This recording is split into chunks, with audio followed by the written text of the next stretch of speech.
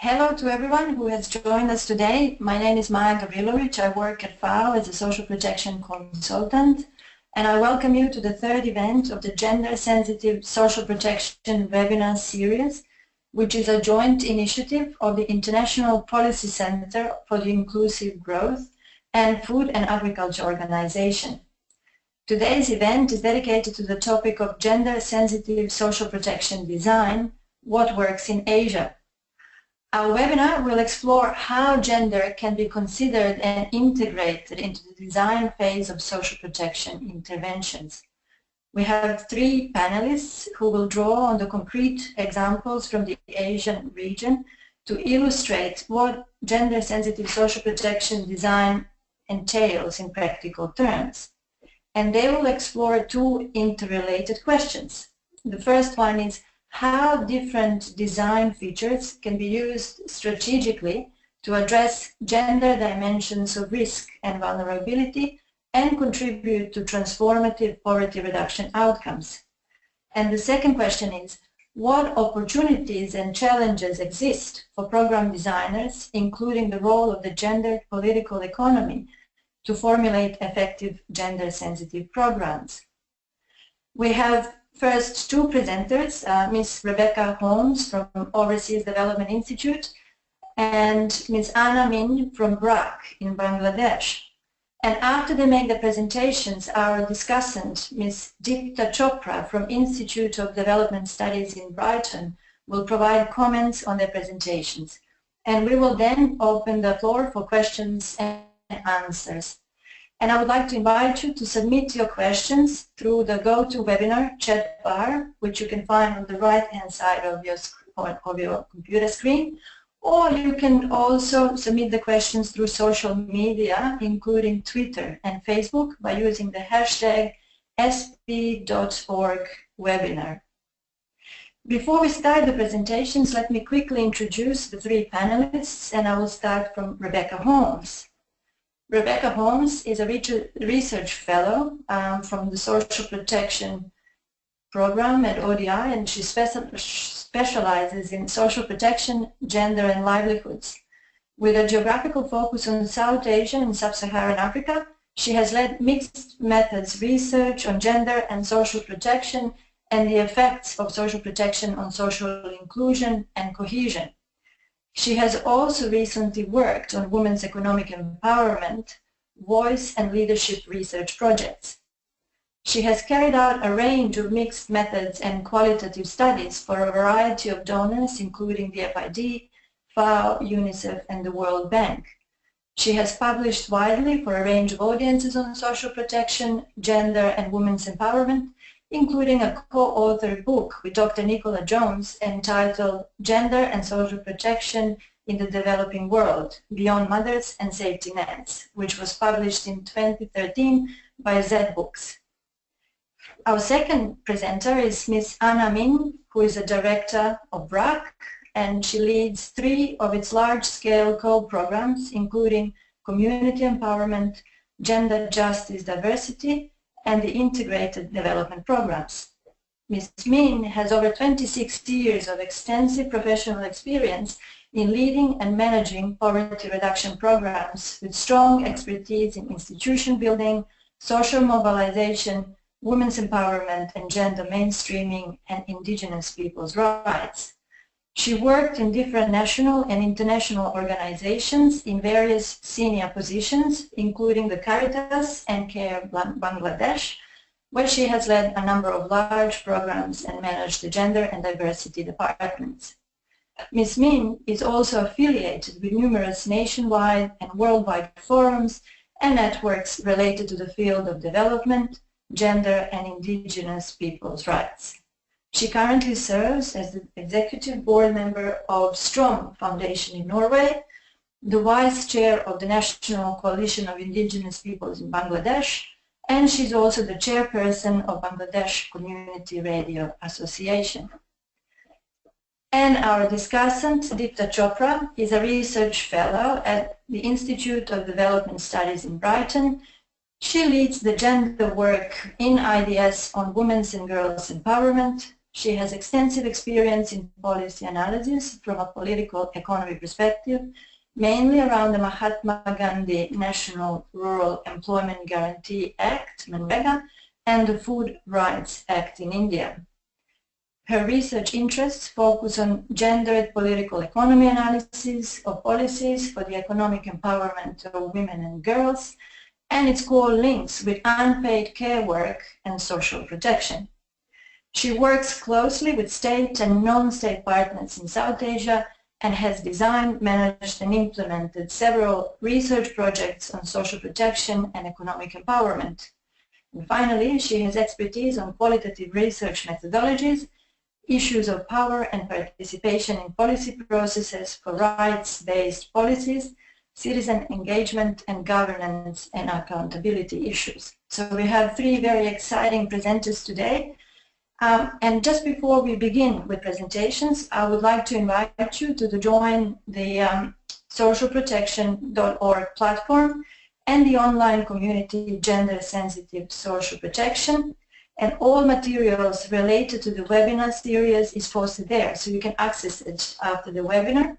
And you can also find many others hot off the press resources on this topic and more broadly on social protection on the platform. So we ask you to join and contribute to discussions.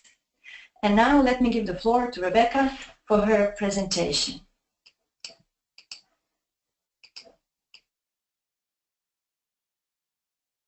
Great, thank you. Thanks very much for inviting me to speak on these issues of social protection and gender design in Asia. Could I have the next slide, please? Yeah, thank you, and the next slide. So the focus of this presentation, I'm basically going to cover three issues. So first is around how different social protection features can be used to address the gender dimensions of poverty and vulnerability in Asia. Then secondly, I'm going to talk a bit more about how social protection designs can contribute to more transformative outcomes for gender equality and women's empowerment and what that actually means in process. And then using case studies, examples from India and Philippines to highlight some of the opportunities and challenges which we face in designing gender-sensitive social protection programs. So before we start talking about the types of design features, if we could have the next slide, please, and how they contribute to promoting gender equality by supporting women's practical needs and strategic interests, I think it's also important to consider what role social protection can realistically be expected to play in reducing gender inequalities and promoting women's empowerment. And it's also important to note that these are often as much political decisions as a practical design choice around the extent that a program can tackle and wants to tackle gender inequality. It might want to do this, but for example might not see a role in itself for fundamentally shifting deeply embedded and social-cultural structures and behaviours that drive gender inequality at the household and community level. In this diagram here, there are just a very sort of basic and simple diagram highlighting some of the outcomes that we see of gender inequality at the poverty, in terms of poverty and vulnerability, and some of the drivers of this. And while this is a relatively simple diagram of what is a very complex issue with lots of interlinkages between the two, it's quite useful for us just to, as a tool to think about what might the level of expectations be in terms of what social protection design can and would want to achieve. So on the next slide, we just focus on the outcomes of gender inequality. Just have the next slide. Thank you. So this just highlights, what we see in terms of how gender inequality causes differences in poverty and vulnerability. And obviously we're all very familiar with this in terms of women and girls' lower education, lower participation in the labour market, lower wages, vulnerabilities against violence to women and harmful practices, for example. Then the next slide shows some of these underlying causes and drivers of these outcomes. So, specific drivers at the household level might be social and cultural practices and behaviours within the household, prescribed gender responsibilities and roles which determine the kind of work that women do within the house and outside the house, unequal power relations, for example, and low status of women. Then the next slide shows what some of these drivers might be at the community level. So, for example, drivers relating to institutional bias, for example, in service delivery, in labour market discrimination, which favours men, as well as persistent exclusionary political and community systems. Then the next slide shows some of these causes and drivers at macro level. So, for example, lack of a regulation to protect women and girls' rights, or lack of enforcement of laws and policies which do exist, problems with gender mainstreaming across sectors, poor governance and enabling environment. And then lastly, underlying all of this is the social and economic and political context and the social cultural norms. So just thinking through these, what can we expect social protection or gender sensitive social protection to achieve? And there are various levels that might happen. So one of them is minimum attention to gender in social protection design. At best, this might mean that there is no effect on gender inequality, but at worst, it might also mean that it exacerbates gender inequality by not taking gender into consideration at all in social protection design. If there's some attention to gender in social protection design, it might, for example, recognise women and men's different roles, their different responsibilities and coping mechanisms, supporting women's needs, and we might see that then that social protection can contribute to addressing some of the outcomes of gender inequality. But then a concerted effort and explicit attention to gender in social protection design can possibly start to tackle some of the drivers that we've been seeing at the household and community level in particular, addressing women's practical needs but also addressing their strategic interests. So if we could skip through to the next slide and the following one. So what does this mean in terms of gender and social protection in Asia? So as we know, across Asia, there are a wide variety of different types of social protection programs implemented by a wide range of actors, from the government, NGOs, supported by donors, for example, across social assistance, across labour market and livelihood programs, and insurance as well. A general overview by ADB, by their Social Protection Index, points to that women are relatively well represented in terms of inclusion in social assistance, but they're less included in labour market and social insurance programs. The Social Protection Index is one good mechanism to start looking at how well gender is incorporated, but we know that simply targeting women doesn't make a program gender sensitive. And looking at the proportion of women in terms of beneficiaries and expenditure can only tell us so much. So on the next slide, there's a report, a graph from a report from some of my colleagues at ODI, which looked a bit more comprehensively at how gender-sensitive social protection programs are, how well gender is represented in social protection programs in Asia. So I won't go through all of this in much detail, but I think it's just important to note that in terms of the colour coding, the green is the area, the code which represents gender is considered in social protection programs. And as you can see, there is one green bar in the sea of the other colours representing more limited attention to gender. So going on to the next slide, we can look in a bit more detail at different program design features and get a better picture of how social protection design can contribute to some of the gender inequality outcomes. I think it's also important to note that there is still relatively little evidence, research and evidence, on the links and relationships between social protection design features and outcomes in general. And then when we start to look at it from a gender perspective, there's even less evidence and data out there at the moment.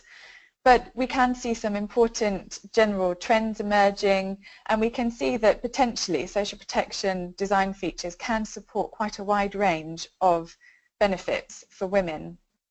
So the choice of social protection tools, so the top row here, is obviously an obvious starting point, because the objectives of social protection are realized through the choice of instrument, and different instruments focus on addressing different elements of poverty.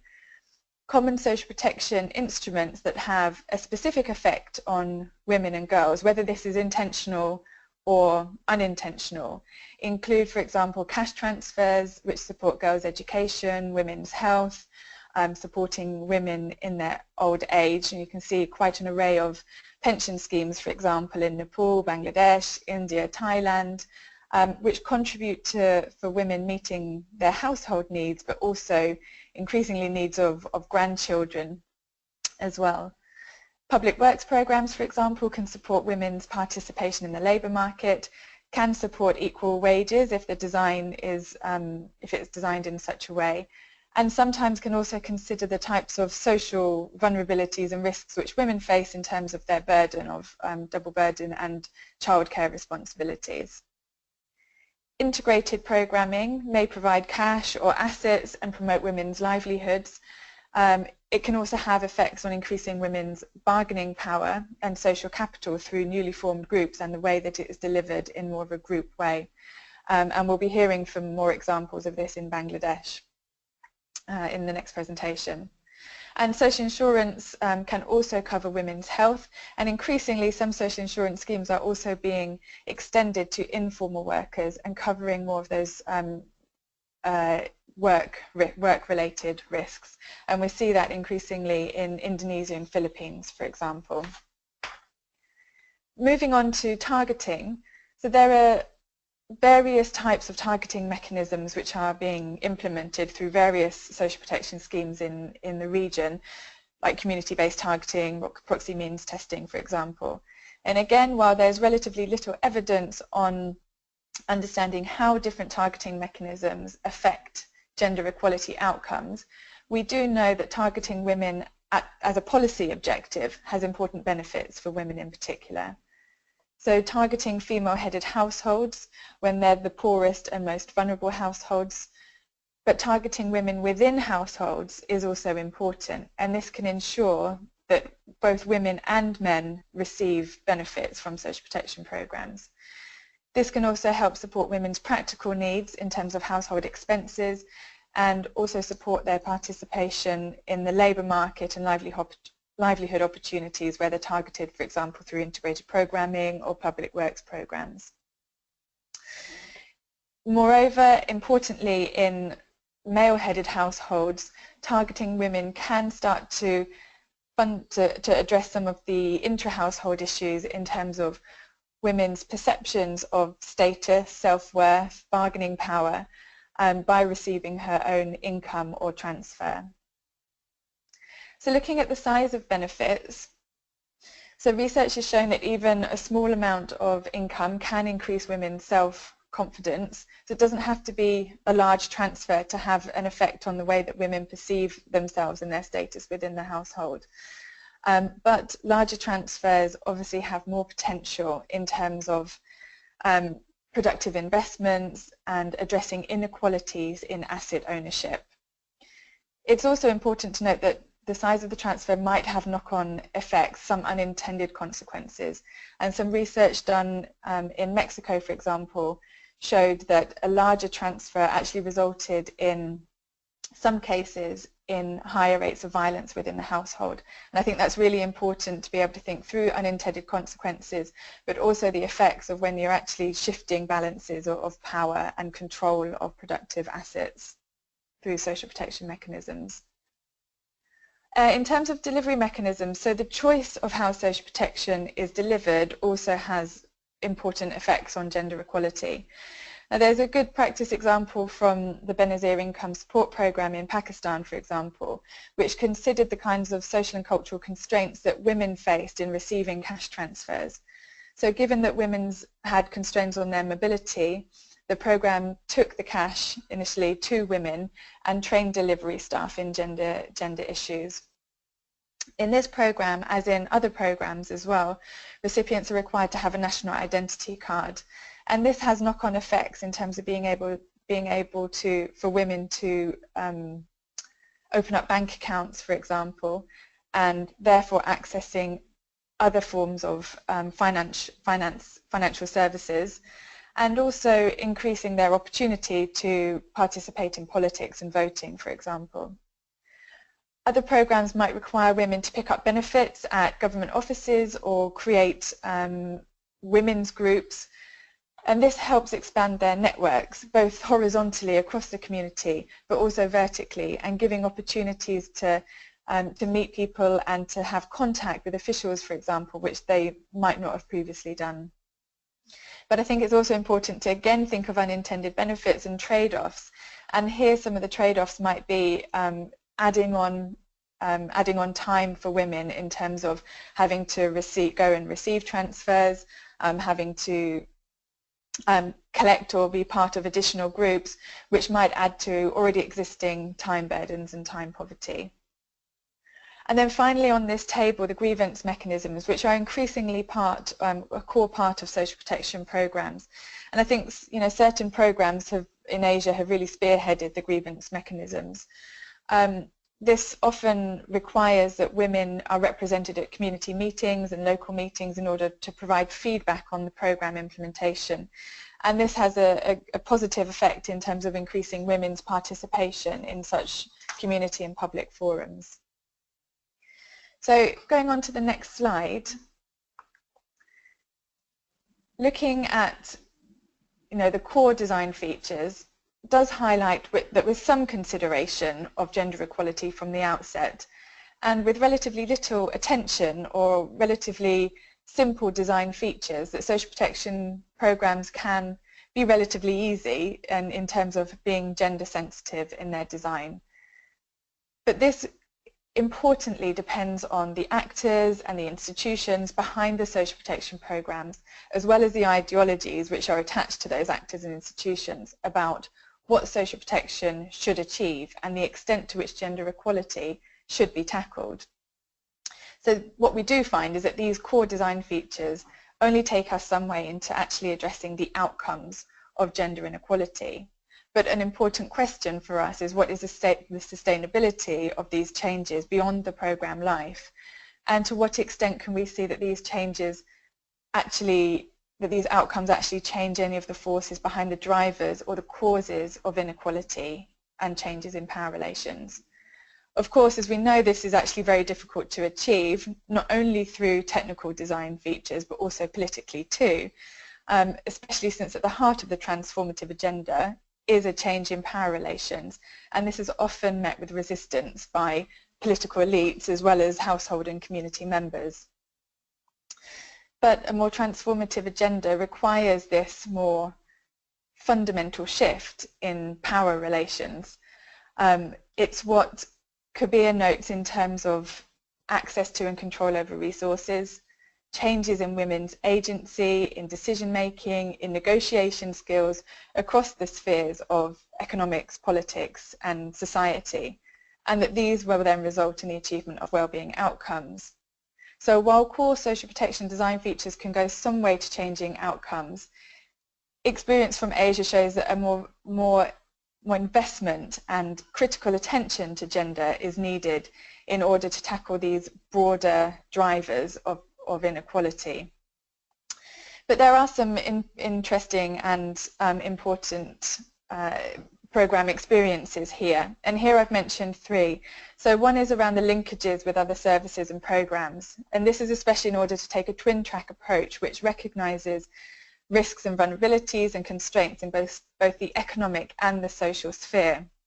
So for example, integrated programs often link beneficiaries to other services and programs, often combining awareness on women's rights, for example, around violence against women, around dowry or other harmful societal practices, with skills training in economic activities. A second way is through innovative ways of implementing social protection. So changing or thinking through about how social protection programs are designed and delivered. So for example, raising awareness is an important component in terms of investment of benefits, changing behaviours in terms of how income in the household is spent. Training staff on the delivery of gender sensitive design features is also important, and also creating networks through building up contacts with community members or other officials and opening up space in participation in programme governance, for example. And then thirdly, creating opportunities for women's leadership roles at the community level. So for example, women taking on responsibilities within the programme or through programme governance, supporting women by providing training, and therefore changing perceptions of women's roles, but also building up women's leadership capacities which have spillover effects in other areas of their lives.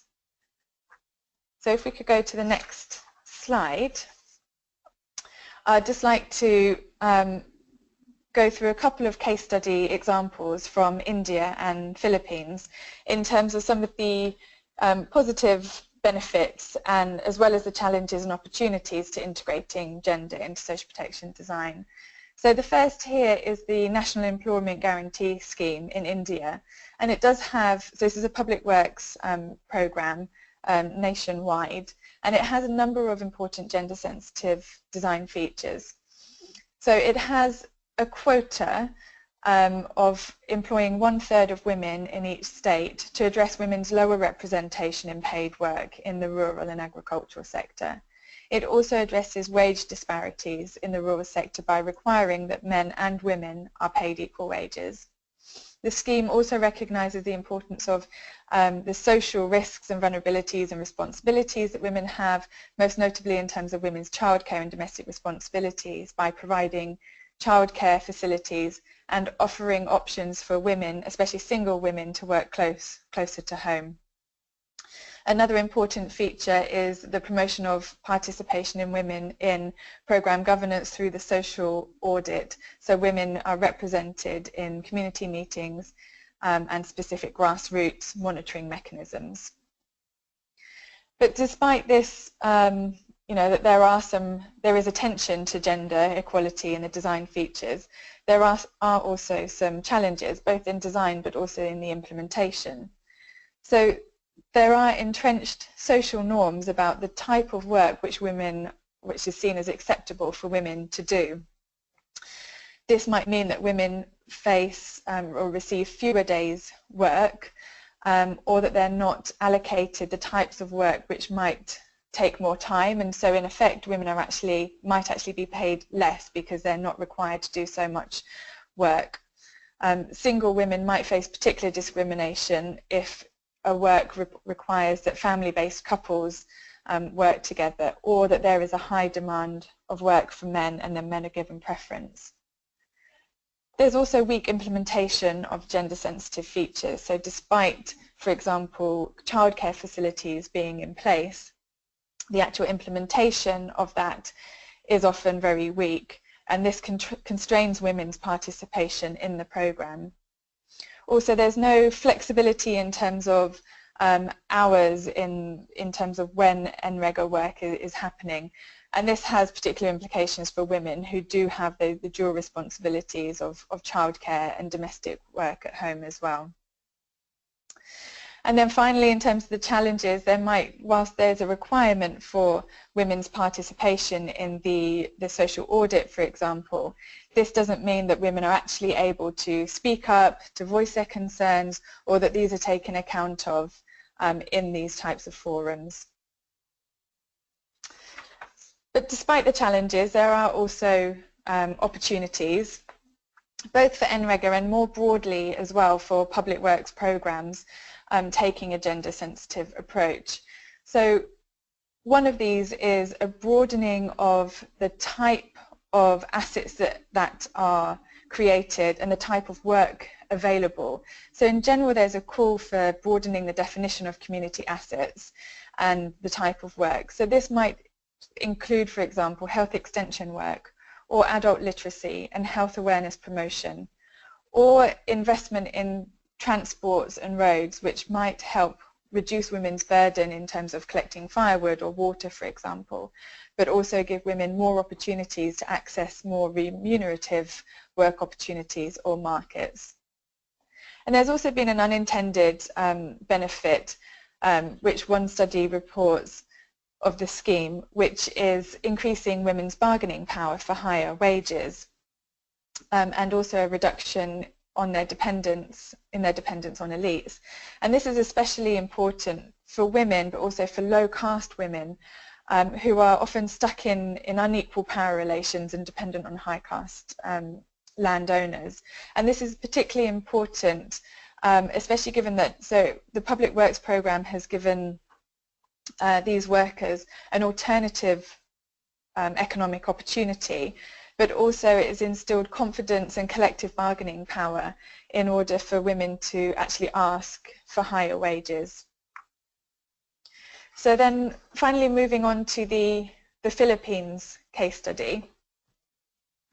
So this is drawing on the conditional cash transfer in Philippines, which is called the 4 Ps, Building Bridges for the Filipino Family Program.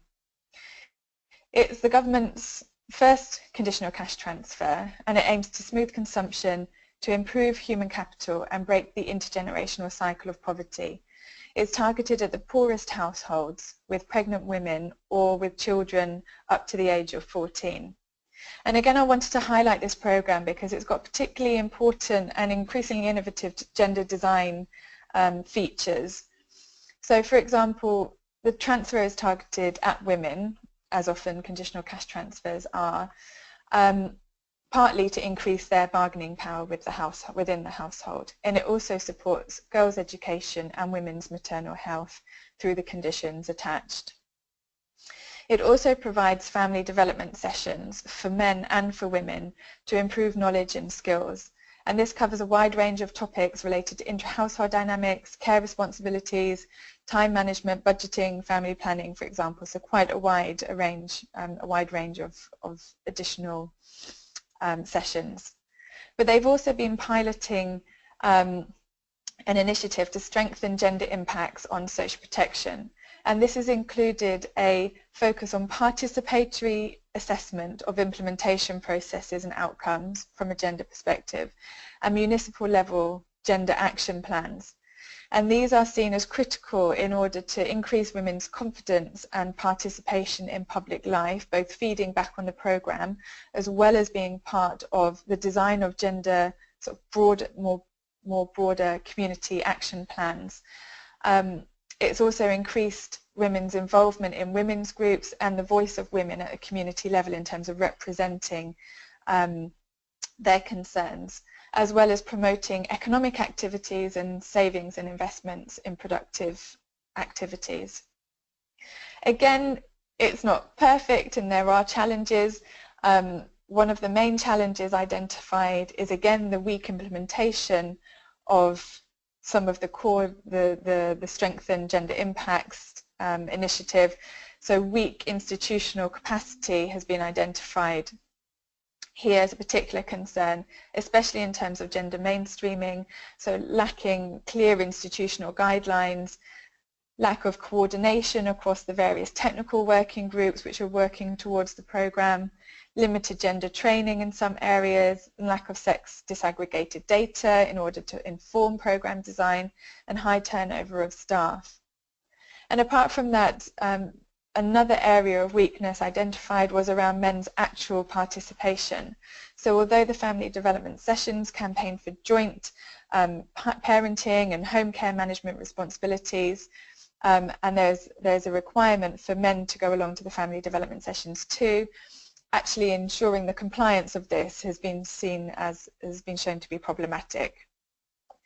But again, there are opportunities, and I think it's important to have a look at some of these opportunities, not only for what they mean for the 4Ps program, but more broadly as well when we think of other programs looking to incorporate more gender sensitivity to their design. So one is around the convergent strategy, and this is around linking beneficiaries to other major government programs. these focus on economic productivity, and the aim of this was to ensure that the benefits of the program are sustainable after the beneficiaries leave. And this aims more broadly to promote economic empowerment through projects which create assets which are decided upon by the community, and also a program which helps beneficiaries to start income generating projects. Another opportunity which is highly linked to the convergence strategy is the importance of starting those interventions on livelihoods early, so that by the time that women and families leave the conditional cash transfer, that they have a stable economic base in which to go forward with to start moving out of poverty. And then finally, gender sensitivity for men was also identified as an area to be strengthened. So we've seen that there were problems with compliance of men attending the family development sessions, but what has been identified is that ways to overcome some of these challenges is to change the timing of the family development sessions so they're not at a time when men were at work, reaching out to get men's perspectives to men's civil society groups, and identifying potential champions among husbands who can advocate for and promote the importance of family development sessions and what they are being and the knowledge which is being shared around in those development sessions. So my final slide is just a conclusion of the main points. So I hope that throughout this presentation being able to show that really through relatively easy design features, core design features of social protection, that they can support a wide variety of benefits for women and gender equality in terms of outcomes. So largely supporting women's practical needs, and these are really important and can be achieved relatively easily. But for more transformative gender equality objectives to be achieved, which actually alters some of the drivers of inequality, then social protection needs to be explicitly designed with gender objectives. And it needs to take an integrated approach, and it requires a specific and concerted investment in both design and implementation capacity. And then finally, and alongside all of this, is that there has to be a recognition and understanding that the political economy, both in terms of formal politics and policy decisions, but also informal politics at the institutional and community level, really play a key role as to what is seen as acceptable for social protection to achieve in terms of changing and improving gender equality. I think what we've seen to date is that social protection has been about supporting women's practical needs, changing some outcomes for women in terms of poverty and vulnerability. But we are also starting to see more concerted efforts and increases in investment in taking the next step and a further step, which is actually tackling the drivers of inequality through linking social protection to other types of important programs and services. Thank you.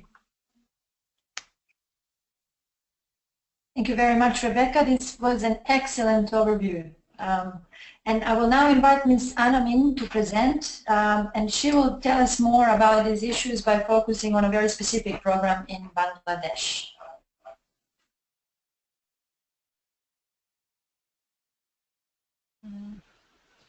Thank you, and welcome to the discussion on gender-sensitive design. And I am going to share the experience from BRAC's Targeting the Ultra-Poor program. If I speak some of the background information regarding BRAC, Targeting the Ultra-Poor program, and gender. Next slide, please.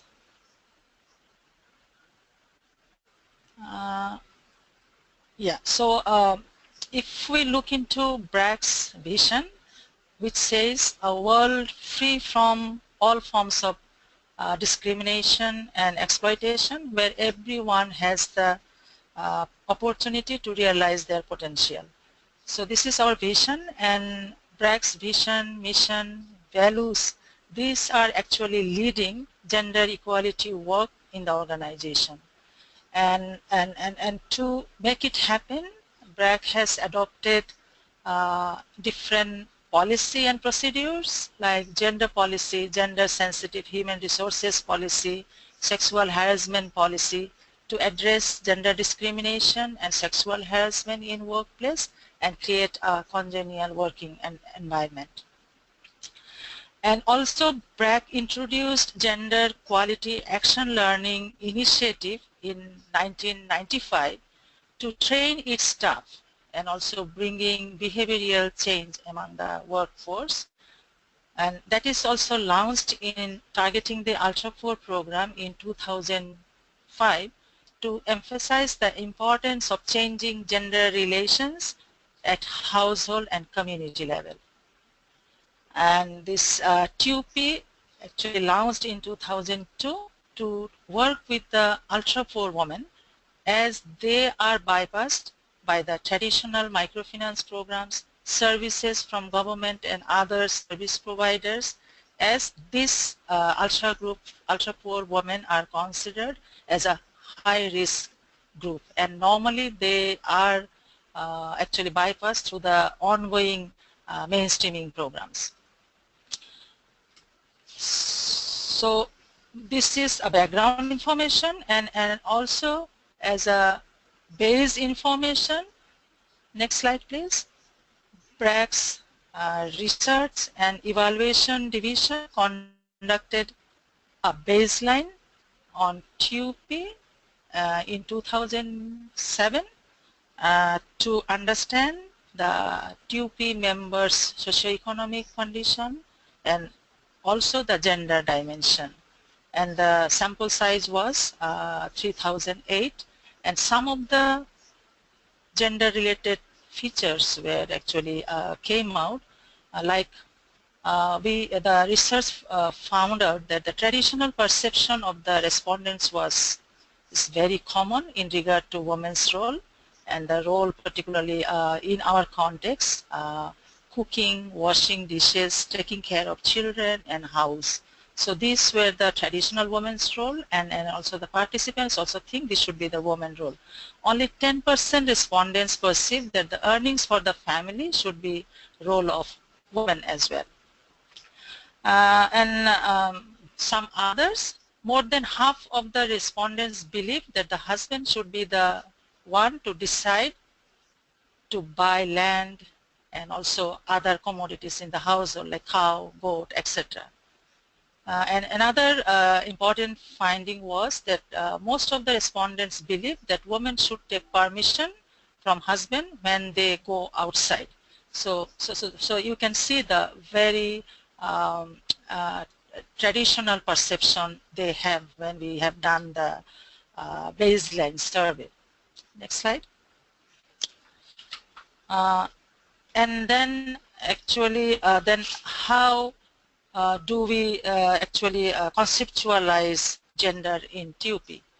So what we have seen that from our long experience with rural women, we learned that it is very important and necessary to involve women in livelihoods and also income earning activities, and that will challenge that stereotype of women's traditional roles. So this is one actually conceptual idea we thought that need to be integrated in TUP program. And also when we say the activities, this is actually involving with the small business like grocery shop, cloth and vegetable selling, etc., cow and goat rearing, horticulture, nursery, etc. Though women normally do this business or involved with this kind of activities, but the process of TUP, we engage them and encourage them to do it in a more business point of view. And this kind of activities actually allows the ultra-poor women to generate income by themselves and expand their business to involve other members in the family, including men in the family. And also another aspect we emphasized here, that ownership of economic resources is very important in our context because women lack resources in the family. And also the training, education and group membership, all these kind of components actually contribute to increased empowerment of women and promote greater equality within the household. And also the resources in the hands of women that contribute to the net welfare of the household as a whole. If I can mention that, especially if the resources are in the hand of women, they actually invest that resource for the welfare of the household, including the children's education in particular. Let's now a little bit see the TUP program's goal and its objective and how gender is actually reflected in them. Next slide, please. Next slide, please. The overall, the previous one, please. The program goal is actually focusing on to assist and graduate the Ultra 4. When we say the Ultra 4 in our context, particularly we talk about single, separated and abandoned divorced women. And in the process, the goal is we actually help them to come out from extreme poverty through achieving sustainable livelihoods and strengthening household resilience over a 2-year period of intensive support. And the objectives of this program is actually asset and skill transfer to the Ultra 4 women to ensure livelihoods and creating asset base. And second one, build and boost up their confidence, make them socially aware to enhance their social identity, and provide them with community support to connect them with the society and make them empowered. And another objective we have in this program, promote and encourage them to practice positive behavioral changes for a better well-being by ensuring improved knowledge on basic necessity issues and to create and carry forward an optimistic mindset. This is very important for this very, very vulnerable group of people. And also enable and enhance their ability in key household decisions such as asset sale, investment, household expenditure, children's education, and also children's marriage. So these are the 4 objectives we normally address in the program. Next slide. If we see the model at a glance, so it's a 2 years program cycle. We start from the client selection, and during selection we actually apply a very comprehensive mechanism. We apply this participatory rural appraisal, social mapping, wealth ranking, and also survey, and finally we select the program participant. And after selecting them, we transfer productive assets so that this asset can grow. And also we have a weekly stipend system till the productive asset starts yielding income. And also side by side we continue the intensive hands-on training. Hands-on training, it includes their confidence building, and also awareness raising on socio-economic issues, and also skills on how to nurture their productive assets. And also we start or encourage them to start savings as a backup support to actually tackle the shocks. And also we have the customized healthcare support, and this healthcare support not only for the program participant itself, is for the entire family. And also we have this another component, community mobilization and social integration. And through all these components during this 2 years period, after that they are actually graduated. And when we say graduated, that means they are actually graduated from extreme poverty situation, and from then on they are actually they are eligible to access credit and other mainstreaming development services. So as a nutshell, this is the model of this graduation approach. And this graduation approach has been pioneered by BRAC and is scaled up in Bangladesh, and through this program 1.7 million households actually graduated. And this model is also piloted internationally by BRAC itself, and also CGAP and the Ford Foundation in 8 countries with measurable and well-documented results. So next slide. So as a whole, we can see that this approach is a holistic one, and it consists of comprehensive support packages to address practical gender need and also strategic interest areas of ultra-poor women. So we have seen in the model that asset transfer is one fundamental component, and it is for building economic asset base in household, and all the asset options normally we select very carefully, bearing in mind the woman's capability, her choice, and also skills, so that the management and control of the business remains in the hand of woman, and she can run the enterprise effectively. And also second important component, definitely hands-on training, and I think it's play a prevention plus promotional measure.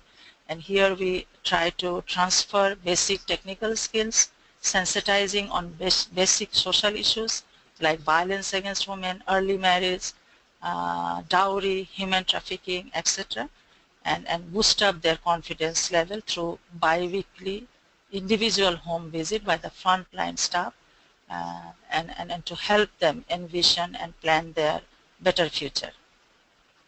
And also we have stipend, tailor-made healthcare support, and savings, and these are actually some other components under this program which act as protective measures in promoting resilience to shocks and ultimately contributes to sustainable graduation.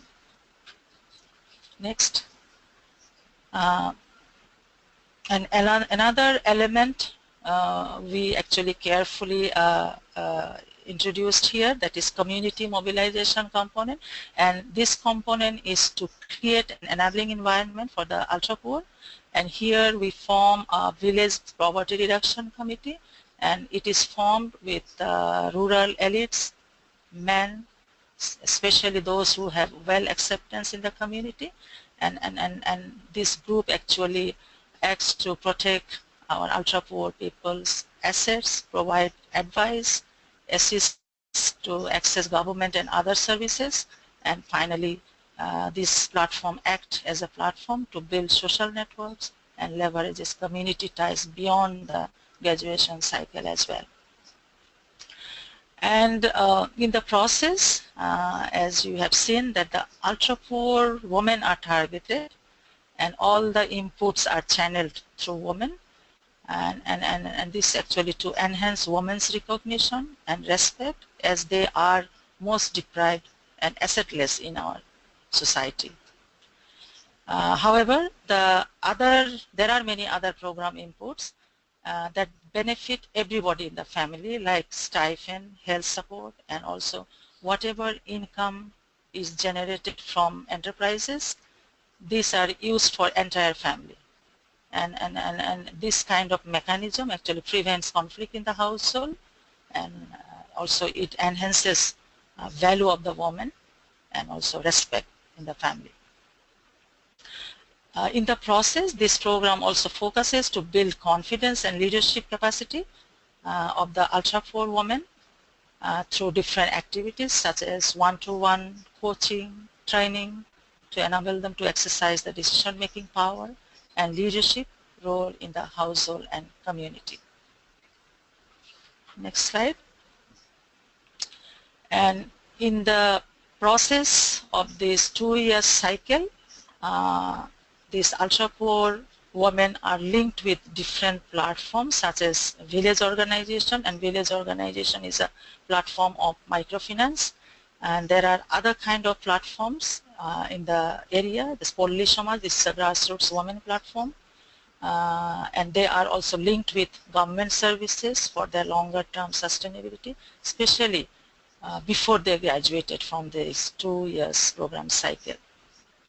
And another important element, this program, as we call it, graduation program, and for graduation indicator, there are 10 indicators, and that includes women empowerment element as well, like the participant takes part in household decision making such as asset purchase or sale, children education or children marriage, etc.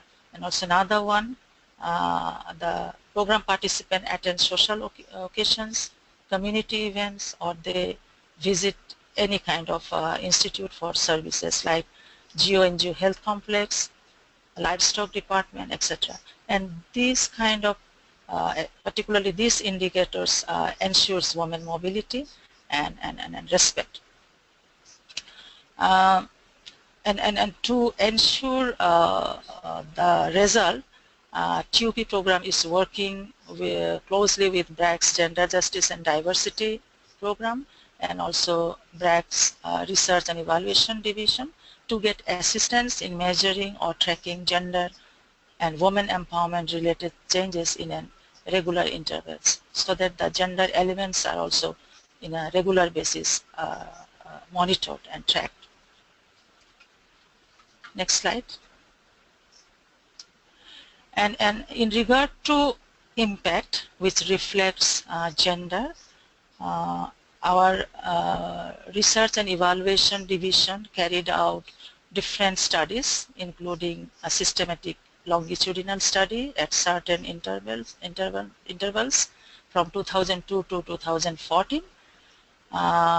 Particularly, they tried to measure the improvement of the ultra-poor household, gender dimensions, and the continuation of improvements even after program assistance ends. And some of the major findings were very high graduation rate, very positive results in women's social participation, business development, calorie intake, etc., which are very promising and encouraging. And also this kind of study captured the dramatic improvement in ownership of productive assets at household level from 41% in 2002 to 96% in 2008. And in regard to savings among TUP members, that has increased from 8% in 2002 to 98% in 2008. And in regard to reduction in vulnerability to food security, 62% in 2002 has reduced to 19% in 2008.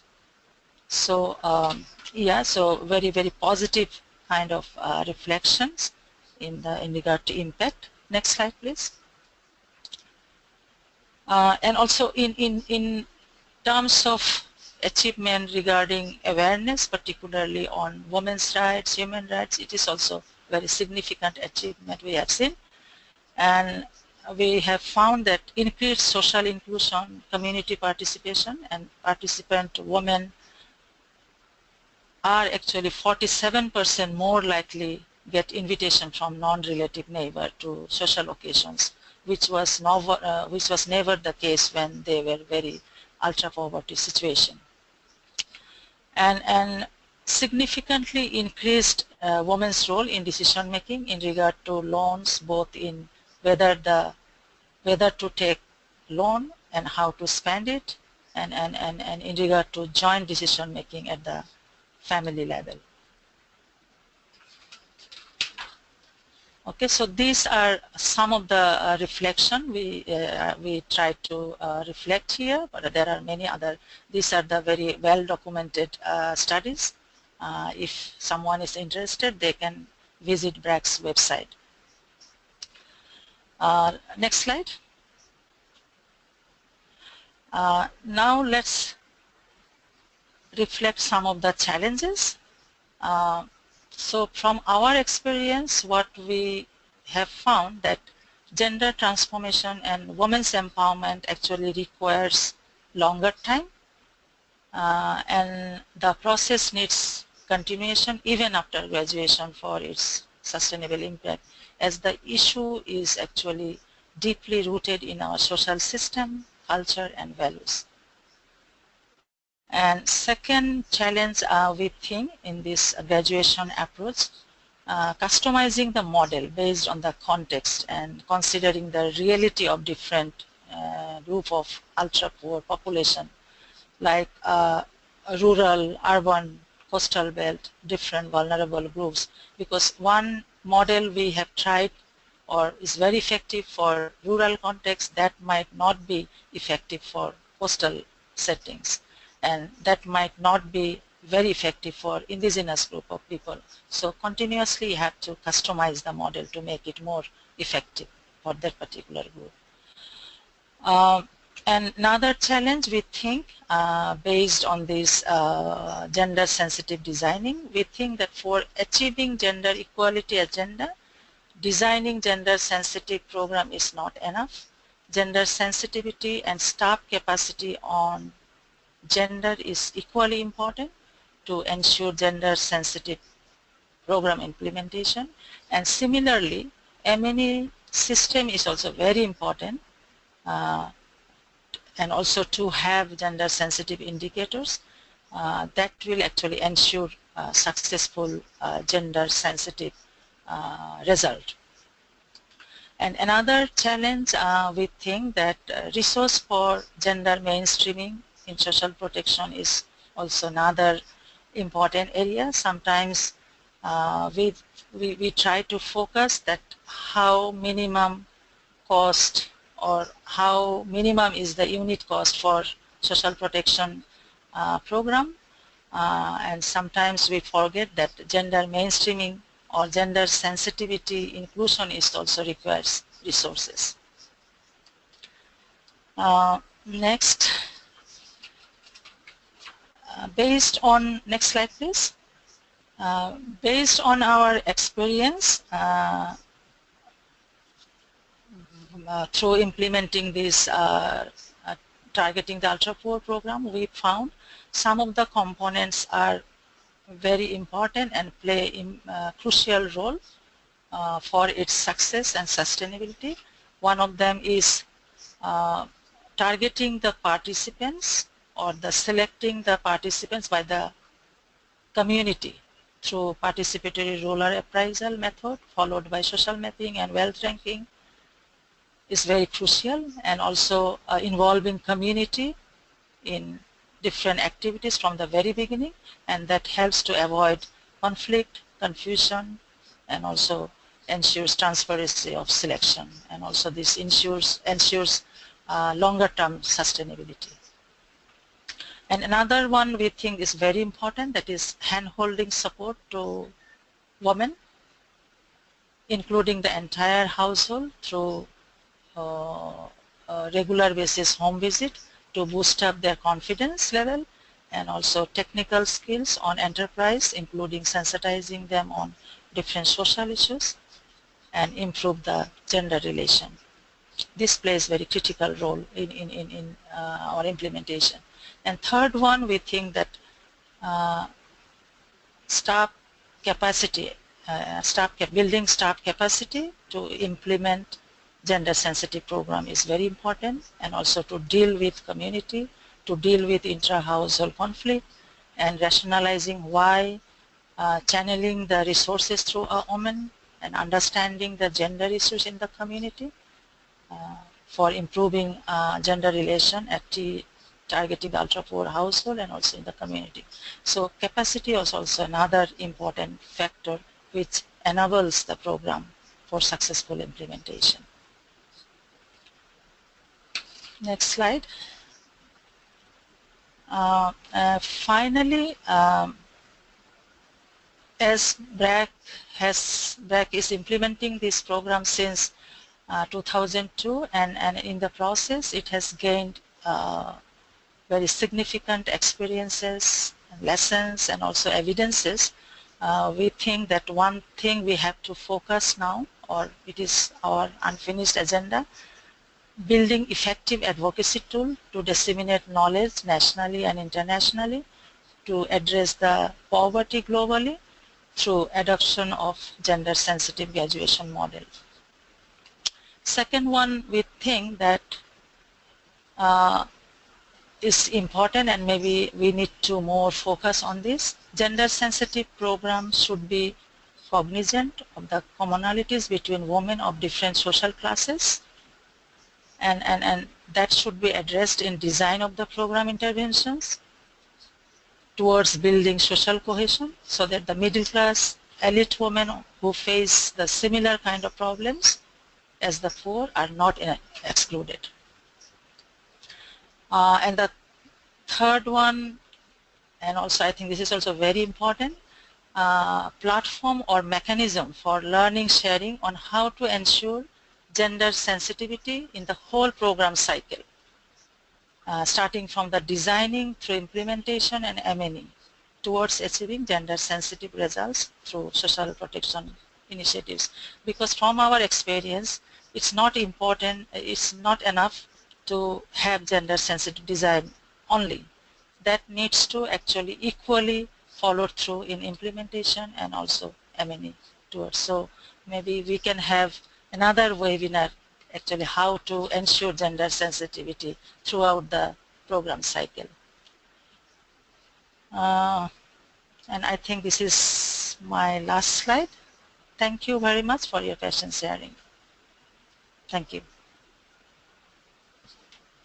Thank you, Anna, for this very comprehensive and interesting presentation. And we will now go straight to Deepta, who will make some comments on the presentations. And Deepta, you have about 10 minutes, if that's okay with you, because we would like to then open the floor and ask some questions from the audience, receive some questions from the audience. Thank you. Thank you very much. Thank you for giving me the opportunity to respond to two fascinating presentations. One with Rebecca giving us an overview of what gender-sensitive social protection programs can hope to achieve, and the other one with Anna really going very deep into one particular program of BRAC's TUP experience. So thank you very much for sharing those experiences. What I'm going to do is outline some general comments on some of the commonalities, but also some of the things that I saw that were perhaps missing or underexplored in these presentations. So could I get the next slide, please?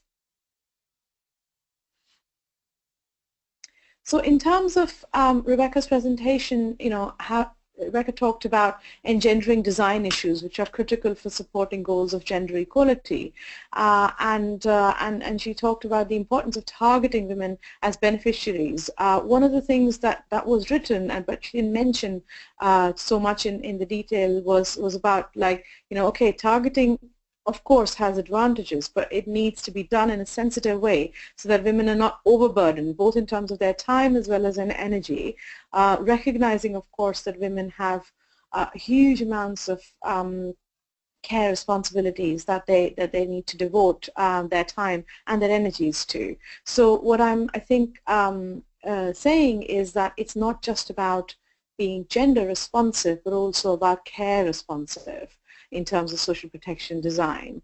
The other thing that was touched both by Rebecca and by Anna were about the gender-specific constraints across the life cycle, and I think that one of the key things, and I actually am going to when I go to the next slide, I'll explain the whole importance of the life cycle approach to social protection if it has to be gender sensitive or gender responsive.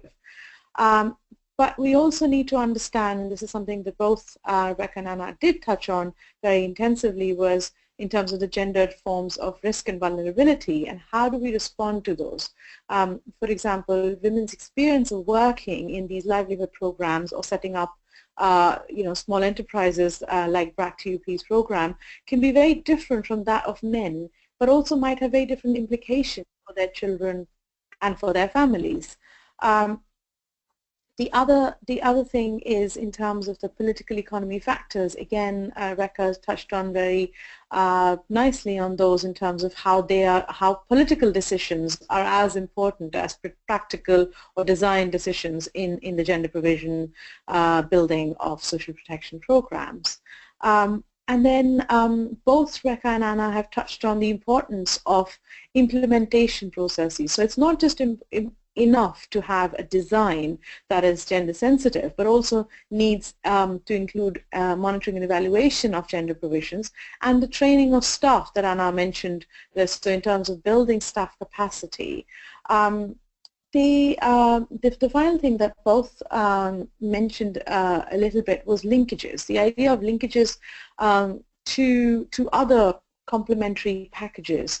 I think that there is a difference between linkages generally to kind of like other programs, for example health and education interventions, but specifically about public services, and this is really critical if we are talking about, as I said, women's time and energy, and really tackling the root, kind of like the root causes of gender equality, the drivers, as Rebecca called it, of these gender inequalities.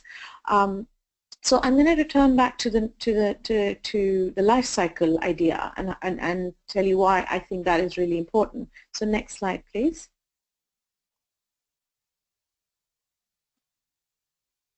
Okay, if you just press the click button once again, it'll come up. So we know that women and girls have vulnerabilities through the life cycle. So and I think this is really important to understand, that social protection programs can lead to gender empowerment not only for women but also for young girls, for school-age girls, for preschool children, for adolescents. And then in terms of their working age, or also life cycle ideas in terms of pregnancy and lactation, etc. And then when women get old, that is another idea of social protection programs. So I think it's important that we understand gender empowerment not just as women's empowerment in terms of their working age or in terms of when they're pregnant or lactating, but actually through their life cycle. And that's really, really, really critical, I would say. And I would say that it would be good for both presentations to really reflect on how social protection programs can be gender sensitive across the life cycle of women and girls. Next slide, please. I'm going to now talk about the specific program that Rebecca touched on, which is the MG and REGA, before turning to BRAC TUP, and talk a little bit about the political economy of this program.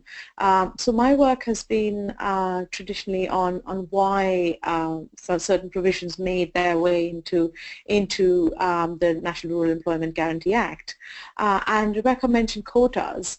Now it's very interesting that this is a reflection of the political factors and the political decisions that lead to certain design issues being incorporated or being left out.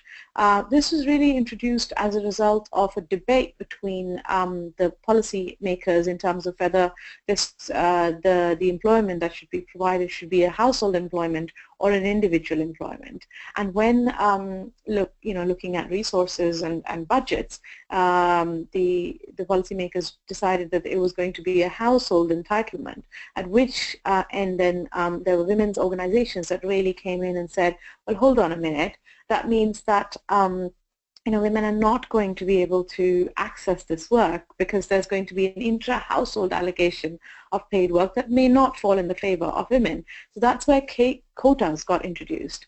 However, this particular provision does not cater to women's differential experiences of work because of their unpaid care work responsibilities. And even though there is provision of childcare facilities, which was advocated by women's rights organizations, it's actually not being implemented at all. Neither it's being monitored. But worse, I think that the Act, although says that there are linkages with other services, there is no linkages established with other care providers, for example, there are the Anganwadis, which are preschool centers under the Integrated Child Development Scheme program, the ICDS program in India, and that's just not happening. But also there is some kind of like even program design, we need to be aware of what Maxine Molyneux talks about, the naturalization of women's roles and responsibilities. Is there a role for men? Are these being taken into account in terms of life cycle related vulnerabilities? There are no provisions for pregnant women. There are no provisions for lactating mothers, even though they can bring their children to the work site. But these work sites are in very kind of harsh conditions with sun and dust and really dangerous things where I don't think many women want to bring their children really. So I think that's a really important part of what we need to understand, that the political decisions really weighed in sometimes in favor of the decision of the design, but actually then when it came to implementation has been really weak. The equal wages for equal work is another very important provision in NREGA, which came in to address wage disparities. This actually came as a result of a long-standing demand of women's rights organization of equal wages for equal work, but again, it's not being implemented. And in the NREGA, there is this schedule of rates which determines how men and women are paid, how the workers are paid, and that is really skewed against women in terms of they have to produce X number of it's not just hours, it's actually output. So to dig a hole of a certain depth and a certain width, etc. And so that is really biased against women and both their practical as well as their care needs. I would say. So that's on NREGA. Can you go to the next slide, please? On BRAC's TUP program, I was really interested in reading that the baseline suggested that women were doing most of their unpaid care work tasks, and this is reflective of what we're finding across in my research as well, is that women and girls take the majority of the unpaid care work tasks. And that there is much more social support for women to stay at home rather than to go out. Now, TUP conceptualizes women's participation in the labor market through livelihoods and income earning activities and talks about how this challenges stereotypes. And I agree that there is a lot of challenge of stereotypes in terms of that women are productive members of society. But I'm wondering, when you talk about empowerment, whether this is and Rebecca's presentation, she had mentioned 3 aspects in terms of assets, agency, and achievements, which Naila Kabir has drawn up in terms of defining empowerment. And I recognize that TUP has had very strong effects on asset or economic resources ownership. Really hitting that on the nail, as well as on boosting confidence through their other kind of interventions in terms of boosting their agency, making sure that women are involved in decision making. I'm wondering a little bit about the achievements and the well-being outcomes, especially when we talk about, again, as I said, the life cycle approach to this. Is this empowerment sustainable, not only across, beyond the life cycle, so in terms of when women graduate, but what happens to the other family members? Is this empowerment shared amongst girls, amongst older women, or are we saying that, we are empowering women as a standalone, but actually perhaps disempowering the other females in the family, who then have to kind of, once the woman is, for example, engaged in a productive activity, then their care responsibilities have to be taken on by the adolescent girls or by older women in the family. So is that really, is that an optimization of their achievements or their well-being outcomes? I feel I'd like to ask a little bit about, from Anna and her team, about what that really entails and how they think about it. The other thing is, going back to the baseline, so saying, if women are doing most of the unpaid care work tasks, what are the results showing now? Do women who have graduated from the TUP spend less time on care work or do less arduous care? Are there linkages that are being established to other essential public services? I recognize the TUP sees income and assets as key resources, but what about time? What about time as an input? So, you know, in terms of seeing poverty and vulnerability, not just as lack of income and assets, but actually in terms of lack of time. And what are your assessments of gendered risk and vulnerabilities, again, across the life cycle, rather than just focusing on a particular kind of like productive age group of women? So I'll conclude with a few words. Next slide, please. On the overall, what I think that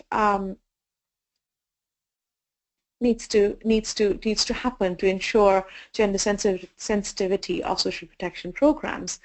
One is to ensure that I think we need to ensure that the aims of the social protection program really include a reduction of time poverty. So again, seeing poverty not as just lack of income and assets, but actually seeing it also in terms of lack of time, because that is really a big constraint of women across the world on this.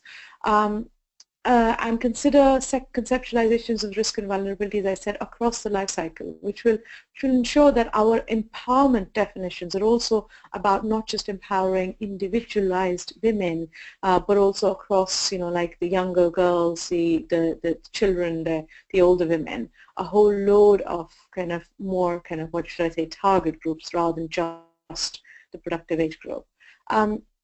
We need to assess in social protection programs very inherent assumptions about gender roles and relations.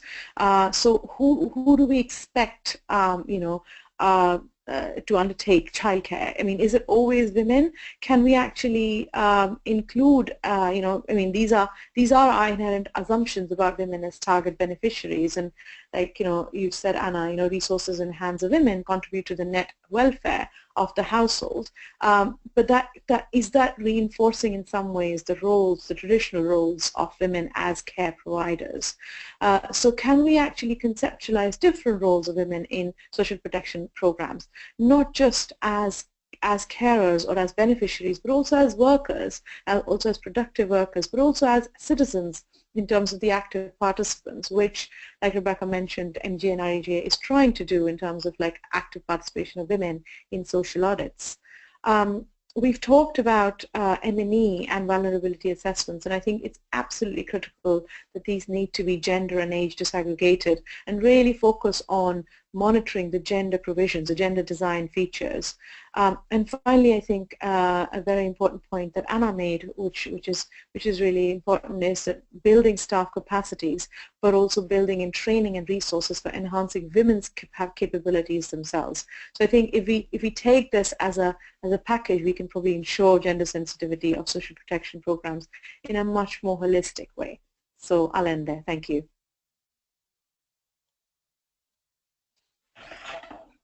Thank you so much, Deepta, for the great input. And we will now open the floor for question and answers. We have received quite a lot of interesting questions, but because we only have 7 minutes until the webinar ends, we will need to select only a very few. And let me just say that because there is no time to answer all the questions live, we will answer the questions and we will submit the written response through that you can actually access through the online community. So I will start with 3 questions to Rebecca and Anna first, and this is in relation to the program objectives, and particularly if and how gender equality and empowerment is reflected in social protection objectives. And we have a specific question coming from the audience saying it is clear from the presentations that the 4 Ps and the TUP program have the clear goal of empowering women. And this is often not the case of the social protection programs. So would you say that these programs should be considered as separate from social protection programs and more as programs to empower women? So this is the first question that both Anna and Rebecca can tackle. And then the next question we have is for Deepta, asking about the public works in Africa. So some public works in Africa are exploring care services by providing the care services in the villages instead of at public works sites. I'm not sure what the outcome of that exploration or even piloting has been, precisely because women did not feel comfortable with bringing children to work sites. So if Dita can comment on this question, it would be great. So let's start with Rebecca.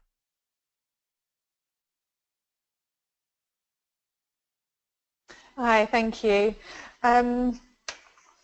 So the question around whether the programs such as 4Ps and TUP, given that they have a clear goal of empowering women, should be considered women's empowerment programs instead of social protection.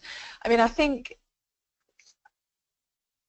both those programs still have clear social protection objectives, and I think at the heart of them they are social protection objectives.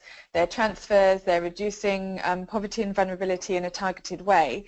I think another discussion can be on the kind of the broadening of what social protection actually is, but I think it's important to consider them as core social protection programs, which have done a very good job of recognizing that in order to achieve their social protection objectives, they need to consider gender equality objectives as well.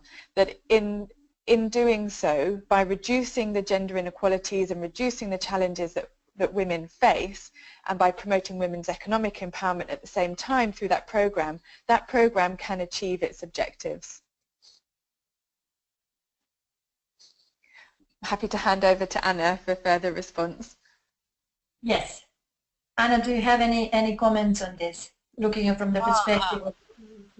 Yeah, I think Rebecca has covered that answer. Me too also think that, yeah, definitely is a social protection program, but when we think about that we are working with women, or maybe whether this program is addressing the gender or women's empowerment element or not.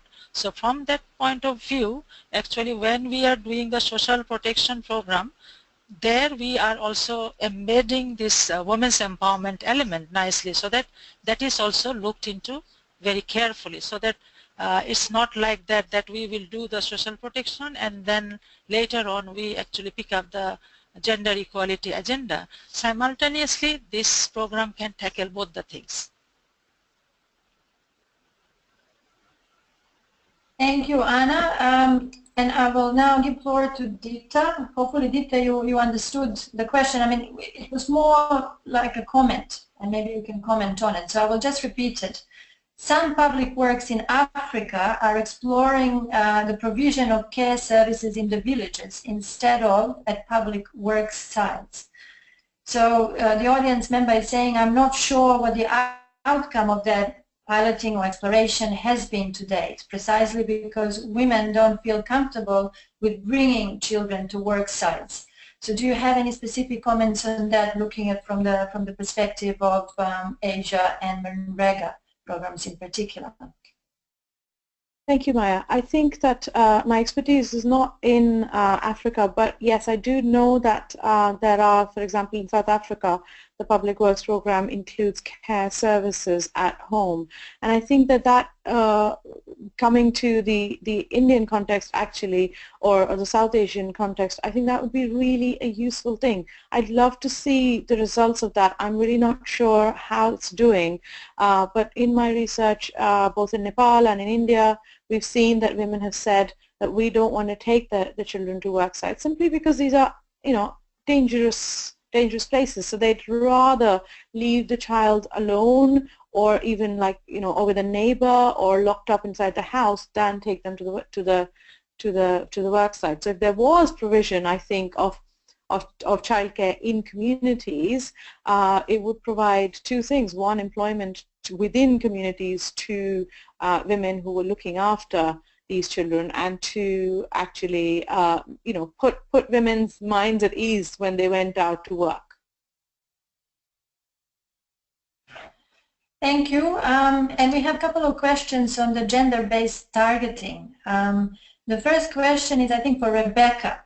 So the question is, are cash transfers in Asia popular? And if so, who is generally targeted, men or women? Or does the approach mirrors the targeting in Latin America, where the cash transfer receiver is typically a woman?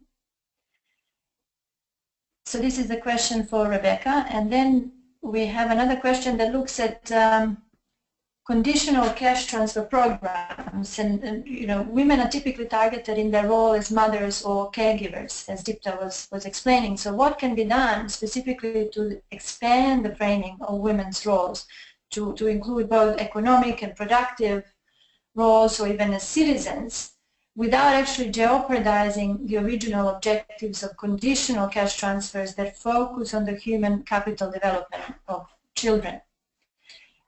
So I will, the first question is for Rebecca, and the second question can be addressed by Rebecca or Dipta.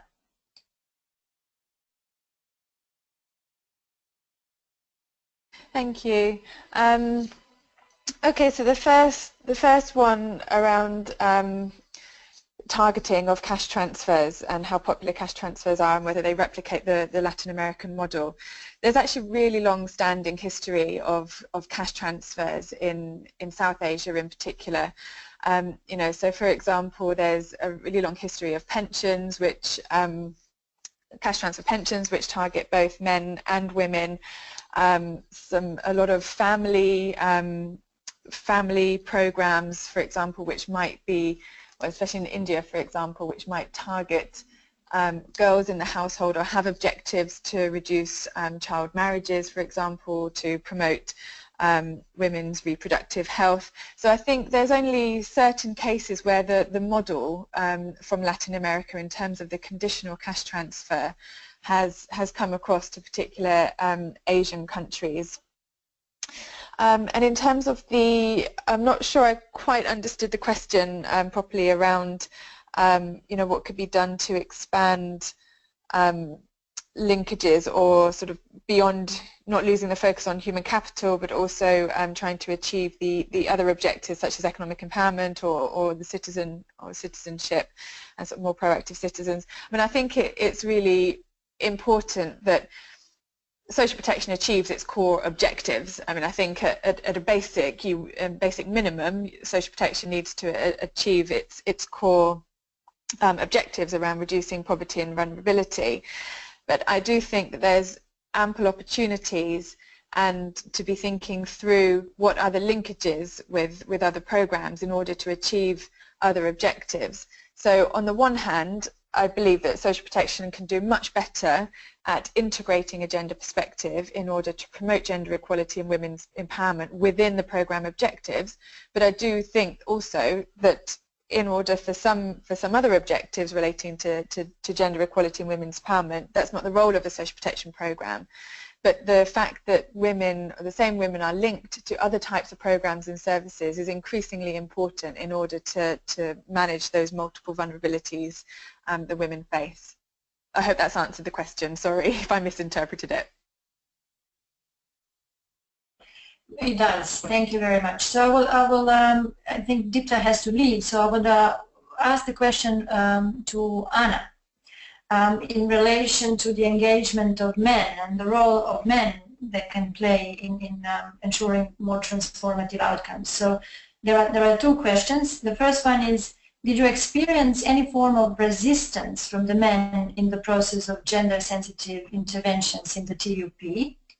That's the first question. And then the second question is, does the TUP project indicate that men have started sharing time or women spent on household care of children?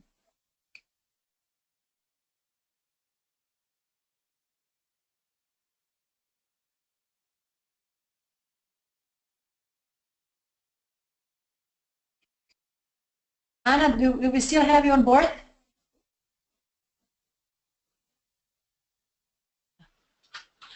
Thank you for the question. And as I have started to say that TUP program targets women, but though we actually target women and channel the asset through women, but this is actually going to the whole family.